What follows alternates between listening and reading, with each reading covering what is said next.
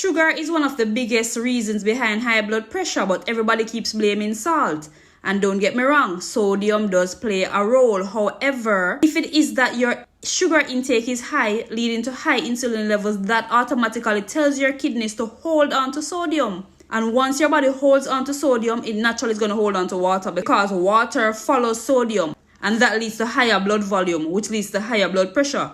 Also, salt as a blanket term is not the problem. We just say salt and think that's it. It's the sodium levels in the salt. You have highly processed table salt, which is a regular salt everybody uses. That has mostly sodium. They removed all the other minerals like the potassium and the magnesium. And guess what?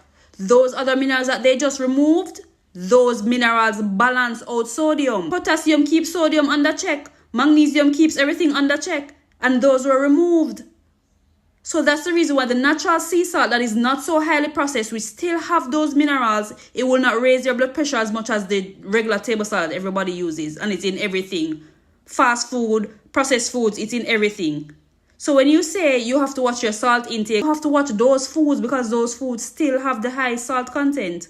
So there are salt options that have the other minerals intact. Salt like pink Himalayan salt. There's also Celtic sea salt, natural sea salt that's not highly processed. Those have the other electrolytes.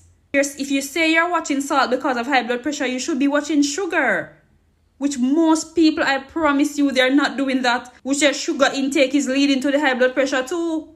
Of these fast foods, when you check the ingredients, you're going to see salt and you're going to see sugar. It's a double hit right there. It's not just that you're consuming sodium, it's the lack of balance. And when you're consuming the natural foods with these things, you don't have to think about the balance. Nature already has the things in the proper balance, you just consume them. Things go out of balance when human beings start to mess with them. When we go and mess with the salt and remove all the other minerals that it naturally comes with, that's where it becomes a problem. Same with the sugar. When we mess with the sugar and remove all the other minerals and just leave the sugar alone, we remove the fiber, we remove the water, we remove all the other minerals and just to get the sugar out of it.